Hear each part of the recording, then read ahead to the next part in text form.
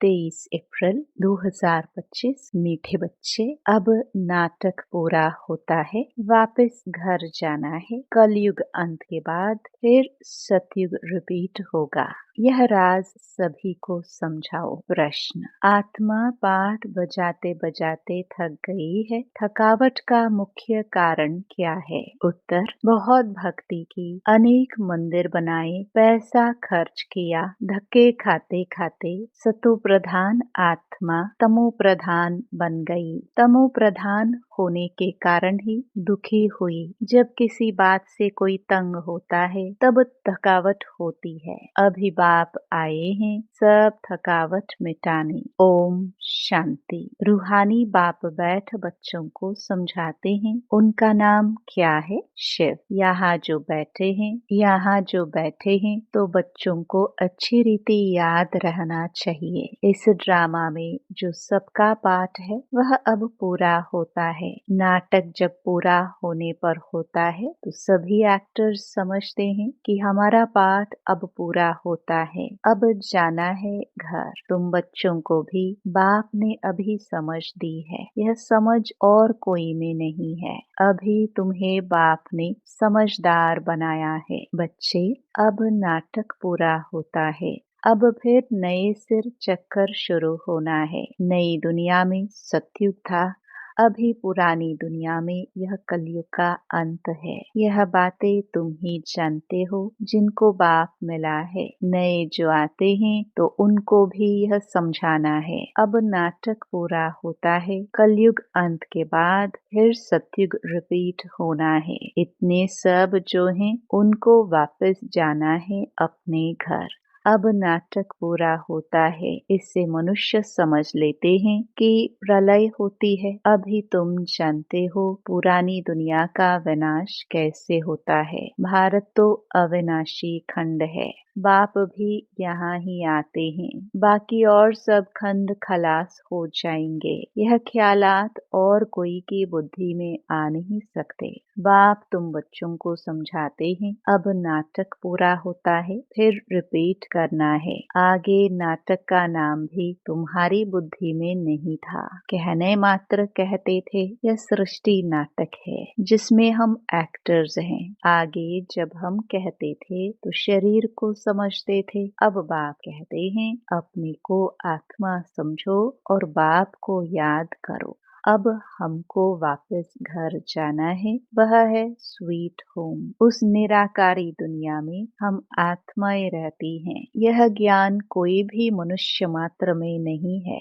अभी तुम संगम पर हो, जानते हो अभी हमको वापस जाना है। पुरानी दुनिया खत्म हो तो भक्ति भी खत्म हो। पहले पहले कौन आते हैं, कैसे यह धर्म नंबरवार आते हैं, यह बातें कोई शास्त्रों में नहीं है। यह बाप नई बातें समझाते हैं। यह और कोई समझा न सके। बाप भी एक ही बार आकर समझाते हैं। ज्ञान सागर बाप आते ही एक बार हैं, जबकि नई दुनिया की स्थापना, पुरानी दुनिया का विनाश करना है। बाप की याद के साथ यह चक्कर भी बुद्धि में रहना चाहिए। अब नाटक पूरा होता है, हम जाते हैं घर।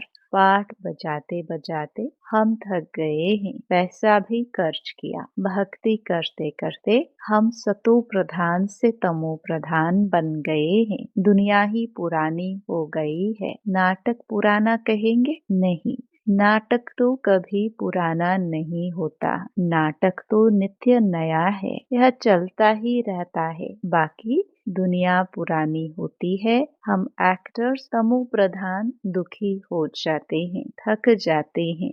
सतयुग में थोड़े थकेंगे। कोई बात में थकने व तंग होने की बात नहीं। यहाँ भी अनेक प्रकार की तंगी देखनी पड़ती है। तुम जानते हो यह पुरानी दुनिया खत्म होनी है। संबंधी आदि कुछ भी याद नहीं आनी चाहिए। एक बाप को ही याद करना चाहिए, जिससे विकर्म विनाश होते हैं। विकर्म विनाश होने का और कोई उपाय नहीं है। गीता में भी मन मनाभव अक्षर है, परंतु अर्थ कोई समझ ना सके। बाप कहते हैं मुझे याद करो और वर्षे को याद करो। तुम विश्व के वारिस अर्थात मालिक थे, अभी तुम विश्व के वारिस बन रहे हो तो कितनी खुशी होनी चाहिए। अभी तुम कोहड़ी से हीरे मिसल बन रहे हो, यहाँ तुम आए ही हो बाप से वर्षा लेने। तुम जानते हो जब कलाएं कम होती हैं तब फूलों का बगीचा मुरझा जाता है। अभी तुम बनते हो garden of flower. Satyug garden है तो कैसा सुंदर है। फिर धीरे धीरे कला कम होती जाती है। 2 कला कम हुई, गार्डन मुरझा गया। अभी तो कांटों का जंगल हो गया है। अभी तुम जानते हो दुनिया को कुछ भी पता नहीं है। यह नॉलेज तुमको मिल रही है। यह है नई दुनिया के लिए नई नॉलेज। नई दुनिया स्थापन होती है। करने वाला है बाप। सृष्टि का रचयिता बाप है। याद भी बाप को ही करते हैं कि आकर हेवन रचो, सुख धाम रचो, तो जरूर दुख धाम का विनाश होगा ना। बाबा रोज रोज समझाते रहते हैं, उसको धारण कर फिर समझाना है। पहले पहले तो मुख्य बात समझानी है, हमारा बाप कौन है जिससे वर्षा पाना है। भक्ति मार्ग में भी गॉड फादर को याद करते हैं कि हमारे दुख हरो सुख दो। तो तुम बच्चों की बुद्धि में भी स्मृति रहनी चाहिए। स्कूल में स्टूडेंट्स की बुद्धि में नॉलेज रहती है, न कि घर बार। स्टूडेंट लाइफ में धंधे धोरी की बात रहती नहीं, स्टडी ही याद रहती है। यहाँ तो फिर कर्म करते गृहस्थ व्यवहार में रहते बाप कहते हैं यह स्टडी करो। ऐसे नहीं कहते कि सन्यासियों के मुआफिक घर बार छोड़ो। यह है ही राजयोग, यह प्रवृत्ति मार्ग है। सन्यासियों को भी तुम कह सकते हो कि तुम्हारा है हठ योग, तुम घर बार छोड़ते हो। यहाँ वह बात नहीं है। यह दुनिया ही कैसी गंदी है, क्या लगा पड़ा है। गरीब आदि कैसे रहे पड़े हैं, देखने से ही नफरत आती है। बाहर से जो विजिटर आदि आते हैं तो उन्हों को तो अच्छे अच्छे स्थान दिखाते हैं। गरीब आदि कैसे गंद में रहे पड़े हैं वह थोड़े दिखाते हैं। यह तो है ही नरक, परंतु उनमें भी फर्क तो बहुत है ना। साहूकार लोग कहाँ रहते हैं, गरीब कहाँ रहते हैं, कर्मों का हिसाब है ना। सतयुग में ऐसी गंदगी हो नहीं सकती, वहाँ भी फर्क तो रहता है ना। कोई सोने के महल बनाएंगे, कोई चांदी के, कोई ईंटों के। यहाँ तो कितने खंड हैं, एक यूरोप खंड ही कितना बड़ा है, वहाँ तो सिर्फ हम ही होंगे। यह भी बुद्धि में रहे तो हर्षितमुख अवस्था हो। स्टूडेंट की बुद्धि में स्टडी ही याद रहती है। बाप और वर्षा यह तो समझाया है, बाकी थोड़ा समय है। वह तो कह देते लाखों हजारों वर्ष, यहाँ तो बात ही 5000 वर्ष की है। तुम बच्चे समझ सकते हो, अभी हमारे राजधानी की स्थापना हो रही है, बाकी सारी दुनिया खत्म होनी है। यह पढ़ाई है ना, बुद्धि में यह याद रहे हम स्टूडेंट हैं, हमको भगवान पढ़ाते हैं तो भी कितनी खुशी रहे। यह क्यों भूल जाता है, माया बड़ी प्रबल है, वह भुला देती है। स्कूल में हम स्टूडेंट्स पढ़ रहे हैं, सभी जानते हैं कि हमको भगवान पढ़ाते हैं। वहाँ तो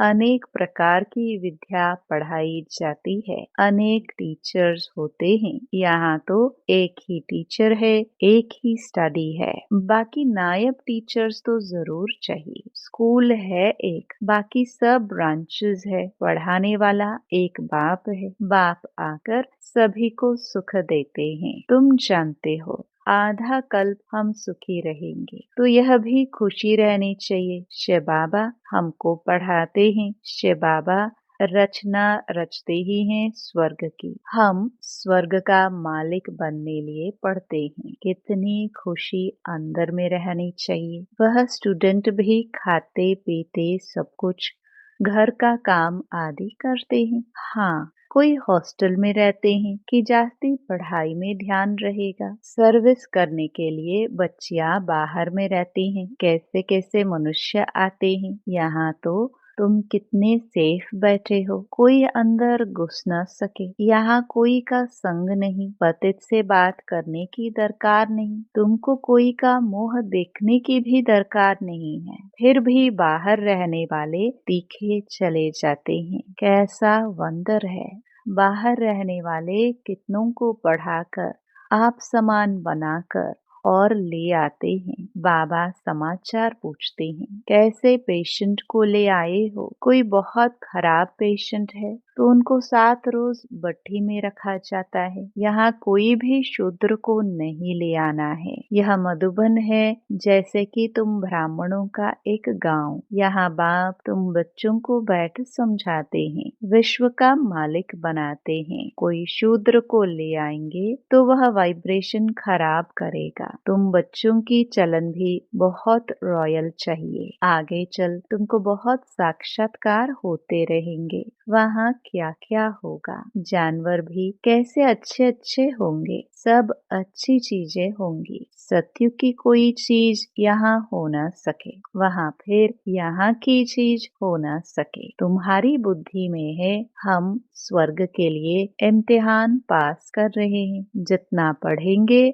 और फिर पढ़ाएंगे। टीचर बन औरों को रास्ता बताते हैं। सब टीचर्स हैं, सबको टीच करना है। पहले पहले तो बाप की पहचान दे बतलाना है कि बाप से यह वर्षा मिलता है। गीता बाप ने सुनाई है। यह प्रजापिता ब्रह्मा है तो ब्राह्मण भी यहाँ चाहिए। ब्रह्मा भी शिव बाबा से पढ़ते रहते हैं। तुम अभी पढ़ते हो विष्णुपुरी में जाने के लिए। यह है तुम्हारा अलौकिक घर। लौकिक, पारलौकिक और फिर अलौकिक नई बात है ना। भक्ति मार्ग में कभी ब्रह्मा को याद नहीं करते। ब्रह्मा बाबा किसको कहने आता नहीं। शिव बाबा को याद करते हैं कि दुख से छुड़ाओ। वह है पारलौकिक बाप। यह फिर है अलौकिक। इनको तुम सूक्ष्म वतन में भी देखते हो, फिर यहाँ भी देखते हो। लौकिक बाप तो यहाँ देखने में आता है। पारलौकिक बाप तो परलोक में ही देख सकते हैं। यह फिर है अलौकिक वंडरफुल बाप। इस अलौकिक बाप को समझने में ही मूंझते हैं। शिव बाबा के लिए तो कहेंगे निराकार है, तुम कहेंगे वह बिंदी है। वह करके अखंड ज्योति व ब्रह्म कह देते हैं। अनेक मत हैं, तुम्हारी तो एक ही मत है। एक द्वारा बाप ने मत देना शुरू की, फिर वृद्धि कितनी होती है। तो तुम बच्चों की बुद्धि में यह रहना चाहिए, हमको शिव बाबा पढ़ा रहे हैं, पतित से पावन बना रहे हैं। रावण राज्य में जरूर पतित तमो प्रधान बनना ही है। नाम ही है पतित दुनिया। सब दुखी भी हैं, तब तो बाप को याद करते हैं कि बाबा हमारे दुख दूर कर हमको सुख दो। सब बच्चों का बाप एक ही है, वह तो सबको सुख देंगे ना। नई दुनिया में तो सुख ही सुख है, बाकी सब शांति धाम में रहते हैं। यह बुद्धि में रहना चाहिए। अभी हम जाएंगे शांति धाम। जितना नजदीक आते जाएंगे तो आज की दुनिया क्या है, कल की दुनिया क्या होगी, सब देखते रहेंगे। स्वर्ग की बादशाही नजदीक देखते रहेंगे। तो बच्चों को मुख्य बात समझाते हैं, बुद्धि में यह याद रहे कि हम स्कूल में बैठे हैं। शिव बाबा इस रथ पर सवार हो आए हैं हमको पढ़ाने। यह भागीरथ है। बाप आएंगे भी जरूर एक बार। भागीरथ का नाम क्या है यह भी किसको पता नहीं है। यह नाम तुम बच्चे जब बाप के सम्मुख बैठते हो तो बुद्धि में याद रहे कि बाबा आया हुआ है हमको सृष्टि चक्र का राज बता रहे हैं। अभी नाटक पूरा होता है, अब हमको जाना है। यह बुद्धि में रखना कितना सहज है, परंतु यह भी याद कर नहीं सकते। अभी चक्र पूरा होता है, अब हमको जाना है। फिर नई दुनिया में आकर पाठ बजाना है। फिर हमारे बाद फलाने फलाने आएंगे। तुम जानते हो यह चक्र सारा कैसे फिरता है, दुनिया वृद्धि को कैसे पाती है। नई से पुरानी, फिर पुरानी से नई होती है। विनाश के लिए तैयारियां भी देख रहे हो। नेचुरल कैलामिटीज भी होनी है। इतने बॉम्ब्स बना कर रखे हैं तो काम में तो आने हैं ना। बॉम्ब से ही इतना काम होगा जो फिर मनुष्यों के लड़ाई की दरकार नहीं रहेगी। लश्कर को फिर छोड़ते जाएंगे, बॉम्ब्स फेंकते जाएंगे। फिर इतने सब मनुष्य नौकरी से छूट जाएंगे तो भूख मरेंगे ना। ये सब होने का है। फिर सिपाही आदि क्या करेंगे? अर्थक्वेक होती रहेगी, बॉम्ब्स गिरते रहेंगे, एक दो को मारते रहेंगे। खूने नाहे खेल तो होना है ना। तो यहाँ जब आकर बैठते हो तो इन बातों में रमण करना चाहिए। शांति धाम, सुख धाम को याद करते रहो। दिल से पूछो हमको क्या याद पड़ता है। अगर बाप की याद नहीं है तो जरूर बुद्धि कहाँ भटकती है। विक्रम भी विनाश नहीं होंगे, पद भी कम हो जाएगा। अच्छा, बाप की याद नहीं ठहरती तो चक्र का सिमरण करो तो भी खुशी चढ़े, परंतु श्रीमत पर नहीं चलते, सर्विस नहीं करते तो बाप दादा की दिल पर भी नहीं चढ़ सकते। सर्विस नहीं करते तो बहुतों को तंग करते रहते हैं। कोई तो बहुतों को आप समान बनाए और बाप के पास ले आते हैं तो बाबा देखकर खुश होते हैं। अच्छा, मीठे मीठे सिखिलदे बच्चों प्रति माता पिता बाप दादा का याद प्यार और गुड मॉर्निंग। रूहानी बाप की रूहानी बच्चों को नमस्ते। धारणा के लिए मुख्य सार। पहला, सदा हर्षित रहने के लिए बुद्धि में पढ़ाई और पढ़ाने वाले बाप की याद रहे। खाते पीते सब काम करते पढ़ाई पर पूरा ध्यान देना है। दूसरा, बाप दादा की दिल पर चढ़ने के लिए श्रीमत पर बहुतों को आप समान बनाने की सर्विस करनी है। किसी को भी तंग नहीं करना है। वरदान, अशरीरीपन के इंजेक्शन द्वारा मन को कंट्रोल करने वाले एकाग्रचित भव। जैसे आजकल अगर कोई कंट्रोल में नहीं आता है, बहुत तंग करता है, उछलता है या पागल हो जाता है, तो उनको ऐसा इंजेक्शन लगा देते हैं जो वह शांत हो जाए। ऐसे अगर संकल्प शक्ति आपके कंट्रोल में नहीं आती तो अशरीरीपन का इंजेक्शन लगा दो, फिर संकल्प शक्ति व्यर्थ नहीं उछलेगी, सहज एकाग्रचित हो जाएंगे। लेकिन यदि बुद्धि की लगाम बाप को देकर फिर ले लेते हो तो मन व्यर्थ की मेहनत में डाल देता है। अब व्यर्थ की मेहनत से छूट जाओ। स्लोगन, अपने पूर्वज स्वरूप को स्मृति में रख सर्व आत्माओं पर रहम करो। अव्यक्त इशारे, कंबाइंड रूप की स्मृति से सदा विजयी बनो। जैसे शरीर और आत्मा दोनों कंबाइंड होकर कर्म कर रही हैं, ऐसे कर्म और योग दोनों कंबाइंड हो। कर्म करते याद ना भूले और याद में रहते कर्म ना भूले, क्योंकि आपका टाइटल ही है कर्म योगी। कर्म करते याद में रहने वाले सदा न्यारे और प्यारे होंगे, हल्के होंगे। नॉलेजफुल के साथ साथ पावरफुल स्टेज पर रहो। नॉलेजफुल और पावरफुल यह दोनों स्टेज कंबाइंड हो तब स्थापना का कार्य तीव्र गति से होगा। ओम शांति।